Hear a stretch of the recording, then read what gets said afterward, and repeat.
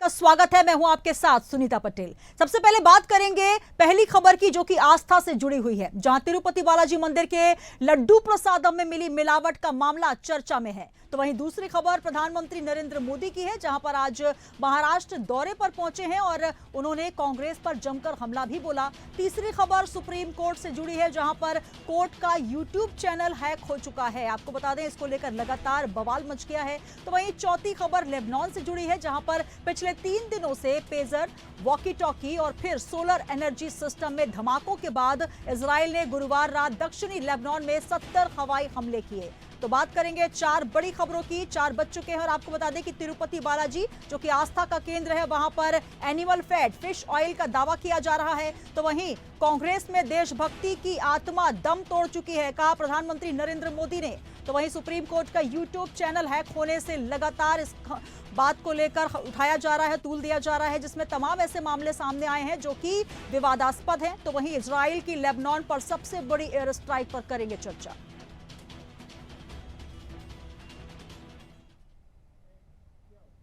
चलिए सबसे पहले बात करेंगे आंध्र प्रदेश की। जी हां, तिरुपति बालाजी मंदिर, जो कि आस्था का केंद्र है, यहां पर लड्डू प्रसादम की पवित्रता विवादों में छा गई है। केंद्रीय स्वास्थ्य मंत्रालय ने जांच कराने की अब बात कही है। शुक्रवार को केंद्रीय स्वास्थ्य मंत्री जेपी नड्डा ने कहा कि हमने इस मामले पर संज्ञान लिया है, राज्य सरकार से रिपोर्ट मांगी गई है, मंदिर के प्रसाद की जांच करवाई जाएगी। आंध्र प्रदेश की तेलुगु देशम पार्टी टीडीपी ने 2 दिन के अंदर 2 बड़े दावे किए हैं।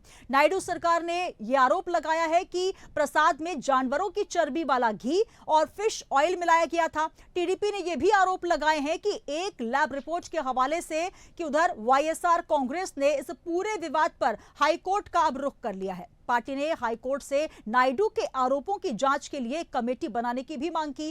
कोर्ट 25 सितंबर को इसमें सुनवाई करेगा और इससे पहले 18 सितंबर को आंध्र प्रदेश के सीएम चंद्रबाबू नायडू ने कहा था कि पिछले 5 साल में जगन मोहन सरकार और वाईएसआरसीपी के नेताओं ने तिरुमाला की पवित्रता को धूमिल किया है। तिरुपति मंदिर में 300 साल पुराने किचन में रोजाना 3.5 लाख लड्डू बनते हैं। तिरुमाला ट्रस्ट हर साल प्रसादम से सालाना 500 करोड़ रुपए कमाता है। तो यह मामला लगातार अब तूल पकड़ रहा है। आइए सुनवाते हैं इस मामले में प्रतिक्रियाएं।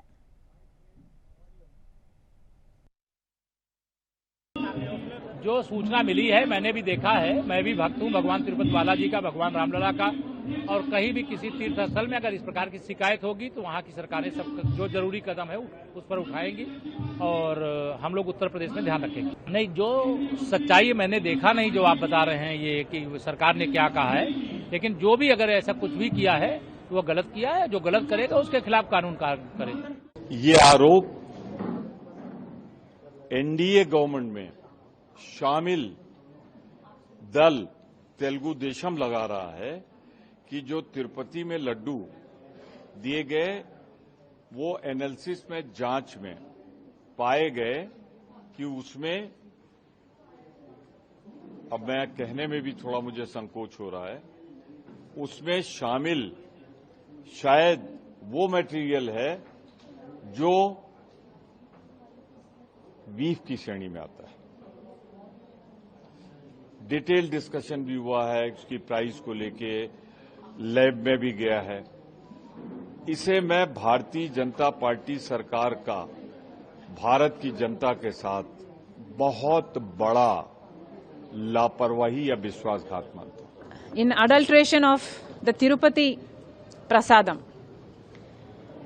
this relates to the sentiment, the emotions and the faith of crores of people, not only in Andhra Pradesh but all over the country and even internationally. Mr. Chandrababu Naidu presented a report that said a sample was taken on the day that he assumed power, and this sample reported that there is beef tallow and fish oil also in the ingredients that were used to make the laddus, the prasadam, in the Tirupati. तो सुना आपने, तमाम प्रतिक्रियाएं इस पूरे मामले में सामने आ रही हैं और विश्व प्रसिद्ध ये मंदिर तिरुपति बालाजी मंदिर, जिसकी रिपोर्ट आ चुकी है। हमारे साथ चर्चा के लिए इंदुकान दीक्षित जी, वरिष्ठ पत्रकार, जुड़ रहे हैं। इंदुकान जी, बहुत स्वागत है इंडिया अहेड में आपका। नमस्कार सर। सर, जिस तरीके से जो खबर आई है, कहीं ना कहीं धार्मिक आस्थाओं को चोट पहुंचाने वाली है। आस्था के साथ खिलवाड़ का ये पूरा मामला, जहां पर सिर्फ हिंदू ही नहीं बल्कि हर धर्म के लोग पहुंचते हैं बालाजी। और सबसे बड़ा सवाल ये कि अगर मंदिर का जो प्रसादम है वहां पर अगर फिश ऑयल मिलाया जाता है, बीफ फैट मिलाया जाता है, तो कहीं ना कहीं ये बहुत बड़ा सवाल है। और लगातार कई वर्षों से ये फैट मिलाया जाता रहा है। इस पूरे मामले में पूरी ऑथेंटिक रिपोर्ट भी अब सामने आ चुकी है और स्वयं सीएम चंद्रबाबू नायडू ये आरोप लगा रहे हैं, तो निश्चित तौर पर काफी गंभीर आरोप ये साबित होते हैं। जी सुनीता जी, ये आरोप नहीं, अपराध अब तो है जी। जिस तरह से रिपोर्ट आ गई है साइंटिफिक, अब इसमें कहीं से कोई भी संदेह की स्थिति नहीं रह गई है। और ये उस समय के सैंपल्स हैं जिस समय के सैंपल्स जो चुनाव के पहले वहां जगन मोहन रेड्डी की सरकार थी जी, और उनके द्वारा बनाया हुआ जो देवस्थानम के चेयरमैन थे। आपको पता है कि राज्य सरकार के जो राज्य सरकार सत्ता में होती है उसके द्वारा बनाए गए बोर्ड जो ट्रस्टीज होते हैं वो लोग इस सब चीजों को मैनेज करते हैं। बिल्कुल। अब जिस तरह से इसको हाई कोर्ट में ले जाने की कोशिश कर रहे हैं जगन के लोग, उनकी पार्टी के लोग जी, और उसमें आपने बताया भी अपनी रिपोर्ट में की सुनवाई है, अगली डेट पड़ी है जी, लेकिन उनको सबसे पहले पूरे दुनिया के सनातन धर्मियों से, हिंदुओं से माफी मांगनी चाहिए कि ऐसा हुआ कैसे। बिल्कुल। और इतनी बड़ी चीज आप सोचिए कि बीफ, गो मांस के अंश तक पाए जाते हैं जी, मछली का तेल पाया जाता है। और आपको पता है कि दुनिया का सबसे धनी और सबसे मानिंद मंदिरों में से तिरुपति देवस्थानम है बालाजी का जी, और वहां से इस ढंग की बातें। और आप सोचिए कि इस पीरियड में उनका ये जो शासन काल था, इस 5 वर्षों में कितने करोड़ों हिंदुओं ने, सनातन धर्मियों ने इस ढंग की चीज खाई होगी। जगन जी को जाना जाता था कि वो बड़े पैमाने पर उनके कार्यकाल में कन्वर्जन हुआ है, सरकारी तौर पे कन्वर्जन करा गया है क्रिश्चियनिटी में हिंदुओं का जी। लेकिन इस तरह से हिंदू आस्था पे, हिंदू धर्म पे आक्रमण, इस तरह का खिलवाड़ निश्चित तौर पर क्रिमिनल इन्वेस्टिगेशन करके, क्रिमिनल रिपोर्ट दर्ज करके एफआईआर, इस मामले में जितने लोग शामिल हैं including the chief minister's office, सबकी अकाउंटेबिलिटी फिक्स की जानी चाहिए। बिल्कुल इंदुकान जी, सबसे बड़ा सवाल यहाँ पर यह है क्योंकि 5 साल की सरकार में और साफ तौर पर कांग्रेस जिस तरीके से इस पूरे मामले को पलटाने की कोशिश कर रही है और तमाम जो अभी हमने प्रतिक्रियाएं सुनी, उनका कहना है कि चंद्रबाबू नायडू जो आरोप लगा रहे हैं ये बेहद बेबुनियाद है, लेकिन रिपोर्ट सामने आ चुकी है। अब अगर जब वाईएसआर कांग्रेस इस पूरे विवाद को लेकर हाईकोर्ट का रुख कर रही है तो कहीं ना कहीं इस मामले को सिर्फ सियासी रंग दिया जा रहा है, लेकिन पूरा मामला यहाँ पर आस्था से जुड़ा है। और सबसे बड़ा सवाल ये कि जिस कमेटी द्वारा लड्डुओं का लेकिन जहां पर इस्तेमाल किया जा रहा था, जो घी वहां से लाया जा रहा था, वो ब्लैक लिस्टेड कंपनी है। एक ब्लैक लिस्टेड कंपनी के माध्यम से घी बुलवाना और घी के साथ साथ वहां पर फिश ऑयल का इस्तेमाल करना, साथ ही बीफ फैट का इस्तेमाल करना, ये तमाम कई गंभीर आरोप हैं। और सबसे बड़ा सवाल कि आखिर ऐसी क्या जरूरत आन पड़ी कि इस तरीके से चीजों का इस्तेमाल किया जा रहा है, क्योंकि 500 करोड़ लड्डुओं की जो सप्लाई है उससे ही मंदिर ट्रस्ट कमाता है। देवस्थानम सबसे बड़ा रईस मंदिर ट्रस्ट कहलाता है। फिर आखिर इसके पीछे क्या वजह हो सकती है सर? देखिए, ये बहुत शर्म की बात है जिस तरह से सनातन धर्मी लोगों पे, हिंदुओं पर इस तरह पर उनकी आस्था पे आक्रमण है जी। मैं इसको आक्रमण मानता हूं। आप ये कल्पना करिए कि ऐसा कहीं सिखों के किसी आस्था स्थल के साथ हुआ होता, मुसलमानों या क्रिश्चियंस के साथ हुआ होता, रोम में हुआ होता, मक्का में होता, तो आज पूरी दुनिया में आग लग गया होता। बिल्कुल। सनातन धर्मी और हिंदू इतने शांत प्रवृत्ति के हैं कि केवल वो रिएक्शन दे रहे हैं, लेकिन ये तो इस तरह से हादसा से खिलवाड़ हुआ है कि इसकी जितनी निंदा की जाए कम है।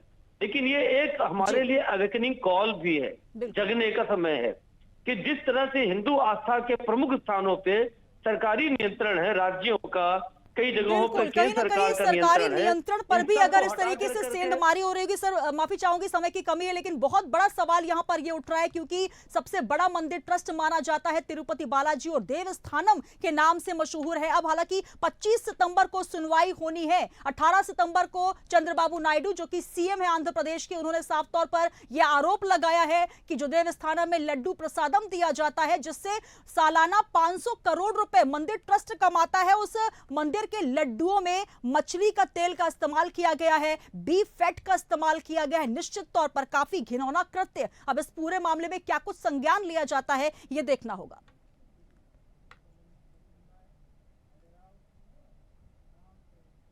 तो चलिए बात करेंगे 4 बजे की बड़ी खबर में, दूसरी बड़ी खबर की, जहां पर प्रधानमंत्री नरेंद्र मोदी ने महाराष्ट्र के वर्धा में एक रैली को संबोधित किया। प्रधानमंत्री ने कहा कि कांग्रेस के अंदर देशभक्ति की आत्मा दम तोड़ चुकी है। वे विदेश से बैठकर एजेंडे चलाते हैं और साथ ही अब गणपति बप्पा से भी उनको चिढ़ होने लगी है। मैंने गणेश पूजा की तो कांग्रेस बेचैन हो गई। पीएम मोदी विश्वकर्मा योजना के 1 साल पूरे होने पर कार्यक्रम में हिस्सा लेने पहुंचे हैं और आपको बता दें कि पीएम ने कहा कि पुरानी सरकारों में कामगारों के हुनर को सम्मान नहीं मिलता था।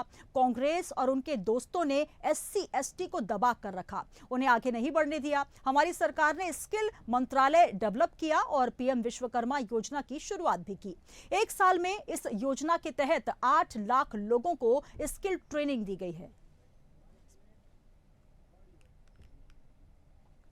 और आस्था का अपमान करना, ये वो कांग्रेस है जिसे टुकड़े टुकड़े गैंग और अर्बन नक्सल के लोग चला रहे हैं। आज देश की सबसे बेईमान और सबसे भ्रष्ट कोई पार्टी है तो वो पार्टी कांग्रेस पार्टी है। देश का सबसे भ्रष्ट परिवार कोई है तो वो कांग्रेस का शाही परिवार है। साथियों, जिस पार्टी में हमारी आस्था और संस्कृति का जरा सा भी सम्मान होगा, वो पार्टी कभी गणपति पूजा का विरोध नहीं कर सकती।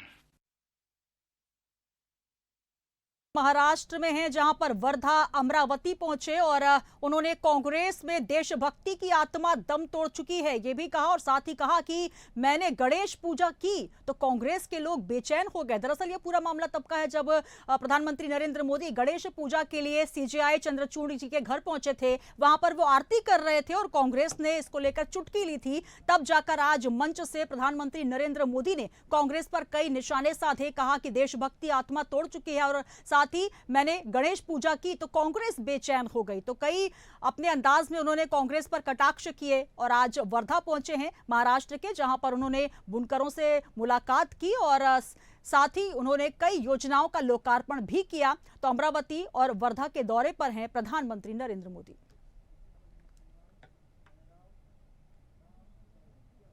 और चलिए इस बीच 4 बजे की बड़ी खबर में जो तीसरी बड़ी खबर आपको दे रहे हैं काफी चौंकाने वाली है। सुप्रीम कोर्ट का यूट्यूब चैनल शुक्रवार को हैक हो गया है। जी हां, शीघ्र अदालत के यूट्यूब चैनल पर यूएस बेस्ड क्रिप्टो करेंसी और एक्सआरपी को बढ़ावा देने वाले वीडियो दिखाई दे रहे थे जिसे रिपल लैब्स ने डेवलप किया है। इससे पहले हैकर्स ने चैनल का नाम बदला और पहले की सुनवाई के वीडियो प्राइवेट किए। अब कम्युनिटी गाइडलाइंस वायलेंस के कारण चैनल को यूट्यूब ने हटा दिया है। अब इस चैनल पर शीर्ष अदालत की संविधान पीठ के सामने आने वाले मामलों और जनहित से जुड़े मामलों को सुनवाई को लाइव स्ट्रीम किया जाता है। आपको बता दें कि हाल ही में आरजीकर मेडिकल कॉलेज रेप और हत्या मामले की सुनवाई को लाइव स्ट्रीम किया गया था। तो YouTube ने चैनल को बंद किया है। आपको बता दें कि सीधे सीधे ये एक बड़ा ही आपराधिक कृत्य है जहां पर सुप्रीम कोर्ट का जो YouTube चैनल है उसको हैक कर लिया गया है और इसके बाद अब लगातार सोशल मीडिया पर भी घमासान देखने को मिल रहा है। इसके बाद लोगों की सुप्रीम कोर्ट के आधिकारिक YouTube चैनल हैक होने की आशंका है। आपको बता दें कि उचित अधिकारियों तक मामले की सूचना भिजवाई गई है, जिसके बाद चैनल को फिलहाल बंद किया गया है। शुक्रवार सुबह इस बात का पता चला कि आईटी टीम ने इस पूरे मामले को लेकर राष्ट्रीय सूचना विज्ञान केंद्र एनआईसी के सामने इसे उठाया और इस मामले में अब लगातार घमासान देखने को मिल रहा है और क्रिप्टो करेंसी की एड इसमें दिखाए जा रहे हैं। साथ ही जिन मामलों की लाइव स्ट्रीमिंग होती है वो भी यहां पर दिखाए जा रहे हैं। तो कई तरीके के यहां पर आरोप लगते नजर आ रहे हैं। हैकर्स ने सबसे पहले सुनवाई के वीडियो प्राइवेट कर दिए और क्रिप्टो करेंसी के एड भी यहां पर चलाए हैं। तो ये बड़ा मामला सामने आया जहां पर YouTube में क्रिप्टो करेंसी का वीडियो चलाया गया।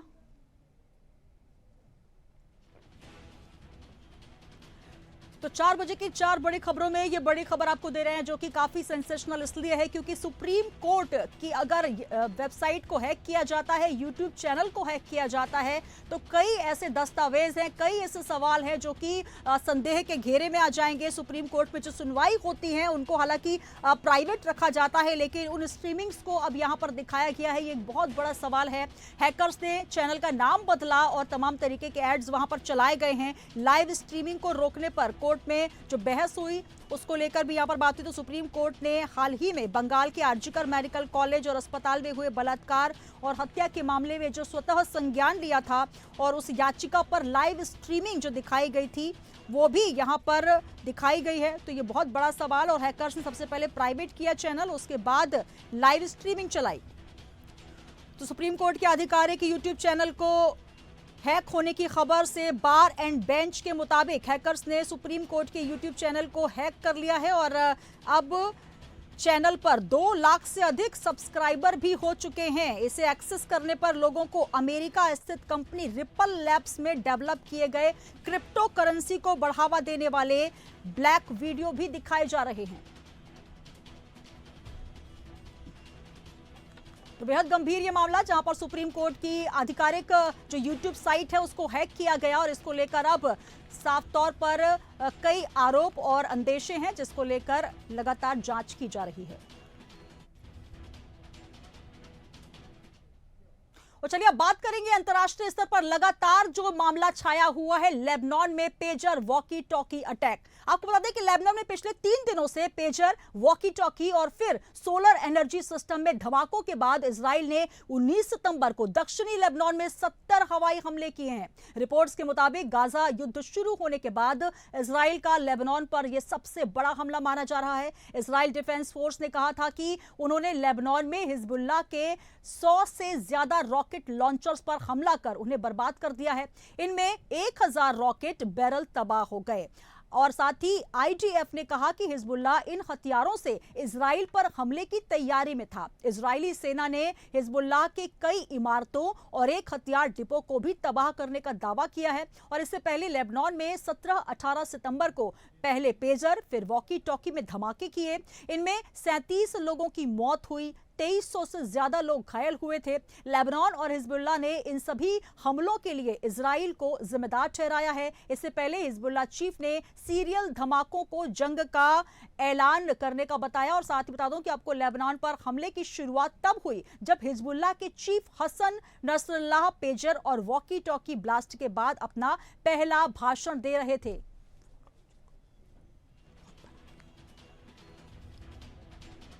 तो 70 से ज्यादा हमले, हिजबुल्लाह के 1000 रॉकेट बैरल तबाह किए गए हैं। बेहद ही गंभीर ये मामला, जहां पर अब इस पूरे मामले को लेकर अंतर्राष्ट्रीय स्तर पर कई सवाल उठ रहे हैं और जिस तरीके से ये हमले हो रहे हैं, इन हमलों को लेकर लगातार लोगों में दहशत देखी जा रही है।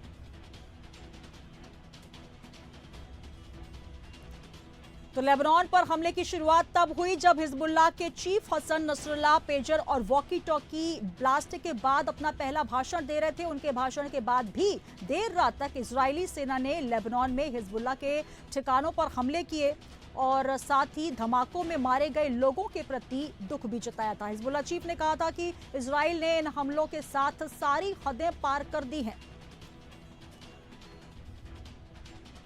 और हमारे साथ चर्चा करने के लिए विदेशी मामलों के जानकार कमर आगा जी जुड़ रहे हैं। कमर जी, बहुत स्वागत है आपका इंडिया हेड में। सर नमस्कार। सर, जिस तरीके से इजराइल की लेबनान पर यह सबसे बड़ी एयर स्ट्राइक मानी जा रही है, 70 से ज्यादा हमले हुए हैं। कुल मिलाकर इस एयर स्ट्राइक से जो वहां के लोग हैं वो तो दहशत में हैं, लेकिन अंतर्राष्ट्रीय पटल पर कई सवाल उठ रहे हैं। पहले पेजर, फिर वॉकी टॉकी और फिर सोलर पैनल। तो कहीं ना कहीं इस पूरे हमले को लेकर क्या कहा जा सकता है? क्या टेक्नोलॉजी का एक नया युद्ध अब शुरू होने जा रहा है? जी हाँ, वो तो हो ही रहा है जी। लेकिन ये भी है कि साथ में ऐसा लगता है कि युद्ध फैलता हुआ भी नजर आ रहा है जी। इसलिए कि लेबनान में अगर होगा तो फिर दूसरे ह्यूती मिलिशिया और दूसरे जो मिलिटेंट ग्रुप हैं जिसको कि अमेरिकन कहते हैं कि आतंकवादी ग्रुप हैं जी। वो भी साथ लेबनान के साथ नजर आएंगे। पता नहीं ईरान आएगा या नहीं जी। लेकिन ये युद्ध ऐसा लगता है कि फैलता जाएगा, इसलिए कि अब जो रिपोर्ट अमेरिका से आई है उसमें उन्होंने कहा है कि युद्ध विराम की कोई उम्मीद नजर नहीं आती और उन्हीं ने हिजबुल्ला और हमस को ब्लेम किया है गाजा वार के लिए, कहा है कि वो लोग नहीं, उनकी वजह से युद्ध विराम नहीं हो पा रहा। लेकिन जो उनके सेक्रेटरी ऑफ स्टेट हैं ब्लिंकन, उन्हीं ने कहा है कि संयम रखना चाहिए सबको। क्या होगा ये तो पता नहीं, लेकिन हसन नसरुल्लाह जो उनके इसके जो हिजबुल्लाह के सेक्रेटरी जनरल हैं, उन्हीं ने कहा है कि ये पेजर की जो हमला हुआ है ये एक डिक्लेरेशन ऑफ वॉर की बात की है उन्हीं ने। चारों तरफ से लगता है कि एक बड़े युद्ध की तैयारी नजर आ रही है। इजराइल में भी पैनिक है, वो भी डरे हुए हैं कि हिजबुल्लाह किस तरह का अटैक करेगा, क्योंकि नॉर्दर्न इजराइल से ऑलरेडी 60,000 से ज्यादा लोग छोड़ के जाना पड़ गया है, जहाँ पे हिजबुल्लाह लगातार ड्रोन से या मिसाइल से या रॉकेट से अटैक करता रहता है। जी।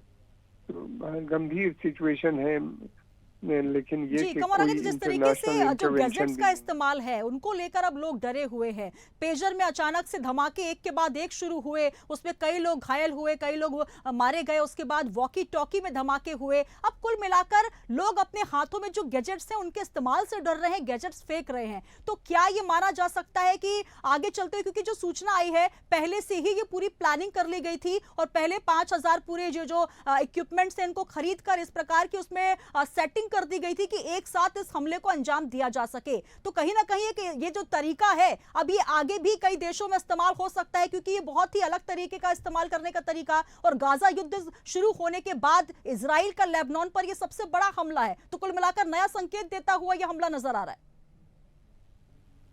ये बड़ा है जी हाँ, एक बार जब लोगों को पता चल जाता है, नहीं इंडिविजुअल भी कर सकते हैं। मुश्किल तो ये है जिसको भी कहीं अगर मिल गया दुश्मनी है वो भी इन सब चीजों का इस्तेमाल कर सकते हैं। ग्रुप्स जो होते हैं, आतंकवादी संगठन है दूसरे, वो भी इसका इस्तेमाल कर सकते हैं और कुछ भी हो सकता है। बड़ा मुश्किल है कहना, इसलिए कि जिस तरीके से ये हुआ, कैसे हुआ, क्या कंपनी मिली हुई थी आईकॉम जो जापान की है, बहुत शुक्रिया सर हमारे साथ जुड़ने के लिए। तो काफी गंभीर ये मसला है और इस मसले को लेकर अब अंतर्राष्ट्रीय पटल पर तरह तरह के सवाल भी उठ रहे हैं। कंवर आगा जी हमारे साथ जुड़े, विदेशी मामलों के जानकार। तो 17 सितंबर को दक्षिणी लेबनान में 70 हवाई हमले किए गए और सबसे बड़ा सवाल यहां पर यह कि रिपोर्ट के मुताबिक गाजा पट्टी युद्ध जो शुरू हुआ था उसके बाद इजराइल का लेबनान पर यह सबसे बड़ा हमला माना जा रहा है। इजराइल डिफेंस फोर्स ने इस पूरे मसले को लेकर कहा है कि लेबनान में हिजबुल्लाह के 100 से ज्यादा रॉकेट लॉन्चर्स ढेर किए गए। चलिए ग्राफिक्स के जरिए आपको समझाते हैं क्या कुछ है पूरा मामला। लेबनान में आतंक का नया हथियार, मंगलवार और बुधवार को धमाकों से दहल उठा लेबनान। बेरूत समेत देश के कई हिस्सों में 5,000 पेजर ब्लास्ट, 12 लोग मारे गए, लगभग 3,000 लोग घायल।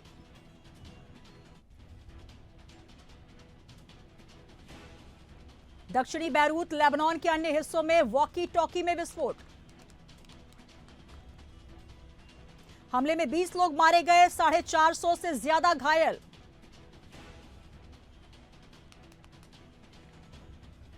लेबनान की लड़ाका समूह हिजबुल्लाह ने इजराइल को ठहराया जिम्मेदार। लेबनान के लोग इलेक्ट्रॉनिक डिवाइस के इस्तेमाल से डर रहे। शादियों और इवेंट्स के दौरान वॉकी टॉकी के इस्तेमाल पर रोक।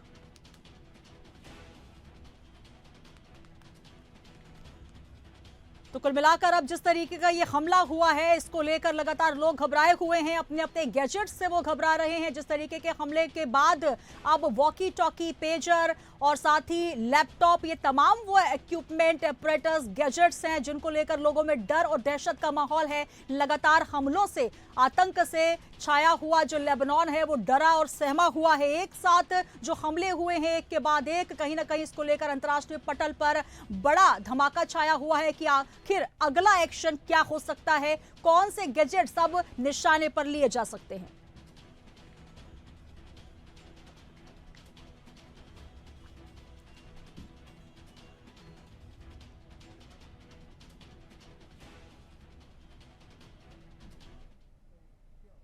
और चलिए बात करेंगे हरियाणा के सियासी संग्राम की। हरियाणा में इस वक्त कई सीटों पर रोचक मुकाबले देखे जा रहे हैं। जहां सबसे हॉट सीट बनकर उभरी है कुरुक्षेत्र की लाडवा विधानसभा सीट, जहां से खुद मुख्यमंत्री नायब सिंह सैनी चुनाव लड़ रहे हैं। हालांकि सीएम सैनी के आगे कांग्रेस और आम आदमी पार्टी ने भी अपनी उम्मीदवारी तय की है, अपने उम्मीदवारों को उतारा है। सभी चुनाव प्रचार में पूरा दमखम लगा रहे हैं। लेकिन सीएम सैनी की तरफ से उनकी पत्नी सुमन सैनी ने मोर्चा संभाला हुआ है। सुमन सैनी खुद भी चुनाव लड़ चुकी हैं, इसलिए उन्हें चुनाव लड़ने और चुनावी मैनेजमेंट का पूरा अनुभव है और साथ ही इस अनुभव का इस्तेमाल वे अपने पति की कैंपेनिंग के लिए भी कर रही हैं। हमारे पॉलिटिकल एडिटर ब्रजेश जैन लगातार ग्राउंड रिपोर्ट ले रहे हैं। लाडवा पहुंचकर उन्होंने सुमन सैनी से खास बातचीत की। आइए आपको सुनवाते हैं।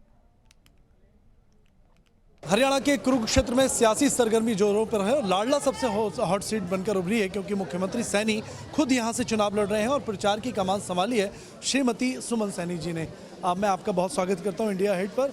कैसा चल रहा है चुनाव प्रचार, और भीड़ देख के तो लग रहा है कि समर्थन काफ़ी ज़्यादा मिल रहा है आपको। सबसे पहले तो आपके सभी दर्शकों को मेरा नमस्कार। बहुत भारी समर्थन मिल रहा है। दूसरा प्रोग्राम इस गांव में, आज नुक्कड़ सभाएं इस गांव के मेरे 6 प्रोग्राम है, 2 मैंने कर दिए, अभी 4 रहते हैं। तो आप देख ही रहे हैं बहुत समर्थन मिल रहा है। कई गांव में तो मैं जा रही हूँ, कह रहे हैं यहाँ वोट मांगने की ज़रूरत नहीं, आप समय अपना ख़राब मत करो, आप और कहीं विधानसभा में जोर लगाओ जहाँ आपको थोड़ा कमज़ोर लगता है। तो बहुत भारी समर्थन मिल रहा है यहाँ पे। वैसे तो हरियाणा में सारी जगह अच्छा माहौल है कि लोगों ने मन बना रखा, काम हुए लोगों को, चाहे बिना पर्ची बिना खर्ची के युवाओं को रोज़गार देने की बात है, चाहे महिलाओं को 50% पंचायत की बात है, और चाहे किसानों के 24 फसलों पे MSP देने की बात है, चाहे गरीब को आयुष्मान कार्ड देने की बात है। यानी कि हर वर्ग संतुष्ट। आज 36 बरादरी एक हो रही है। 36 बरादरी कह रही है कि हमने अगर नेता बनाना है तो मुख्यमंत्री जी को ही बनाना है। तो ऐसी सोच, ऐसा विचार इन लोगों का है और आज भरपूर आशीर्वाद इनका मिला।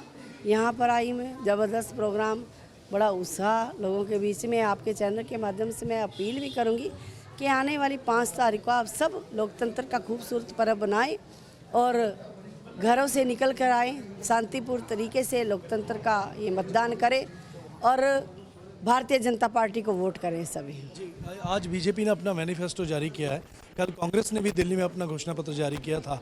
क्या अंतर लगता है, क्योंकि महिलाओं को लेकर बीजेपी ने कई सारी वादे किए हैं? नहीं, बीजेपी हमेशा से सभी वर्गों को साथ लेकर चली है और हमने घोषणा पत्र में भी हमने सबसे सुझाव मांगे हैं। पूरे उसमें हमारा गया है तो सभी ने अपने अपने सुझाव दिए हैं, उसको लेके हमने घोषणा पत्र जारी किया है। और पता है राष्ट्रहित की पार्टी है, आज लोगों ने पूरा मन बना रखा है। लोग कह रहे हैं कि जो देश हमारा कहाँ पहुँचा है हम उसको देख रहे हैं।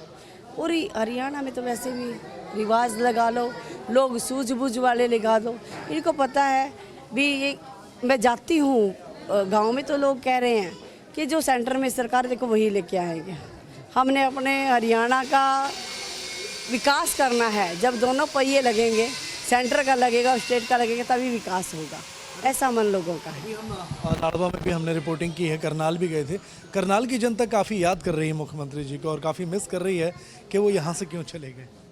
नहीं, देखिए, करनाल वाले हमारे सवै हमारे दिल में रहेंगे, हमारा परिवार है और मेरा परिवार उन लोगों का तो ऋणी हमेशा रहेगा, क्योंकि आपको पता है कि भारतीय जनता पार्टी ने मुख्यमंत्री नायब सिंह सैनी को बनाया, उन्होंने स्टैंप लाने का काम उन्होंने किया है, तो इसलिए मेरे घर के दरवाजे 24 घंटे लिए उनके लिए खुले हैं, उनको तो कभी हम भुला ही नहीं सकते। मेरा परिवार वो भी है, मेरा परिवार ये है, पूरा हरियाणा आज हमारा परिवार है। बहुत बहुत धन्यवाद बातचीत के लिए। तो देखिए, लगातार सुमन सैनी जी कमान संभालती हुई नजर आ रही हैं और गांव-गांव घूमकर प्रचार में जुटी हुई हैं। अब जो लाडवा सीट है वो देखना यही होगा कि लाडवा के लोग जो हैं वो चुनाव में किसे समर्थन देंगे। कैमरा पर्सन सुनील शर्मा के साथ ब्रजेश जैन, लाडवा। तो सुमन सैनी जो कि सीएम नायाब सिंह सैनी की धर्मपत्नी हैं, लाडवा सीट पर चुनाव प्रचार कर रही हैं, महिलाओं से मिल रही हैं, जन संपर्क कर रही हैं और साथ ही नायाब सिंह सैनी के पक्ष में वोट अपील करते हुए नजर आ रही हैं। और ग्राउंड जीरो से हमारे पॉलिटिकल एडिटर ब्रजेश जैन जी जो कि इस वक्त हरियाणा पहुंचे हैं, लाडवा सीट पर पल पल की अपडेट पहुंचा रहे हैं। सियासी संग्राम में आपको दिखा रहे हैं लाडवा सीट पर क्या कुछ है रुझान, किस तरीके से जनता चाहती है किसे वोट देना, और सीधी तस्वीरें हम आपको दिखा रहे हैं लाडवा की, जहां पर सुमन सैनी जो कि नायाब सिंह सैनी सीएम की धर्मपत्नी है उनसे चर्चा की। Brajesh Jain, political editor, India ahead. और इसी के साथ ही हमारे खास सेगमेंट पे इतना ही। दीजिए इजाजत। देश और दुनिया की तमाम बड़ी खबरों के लिए जुड़े रहिए इंडिया अहेड के साथ। नमस्कार।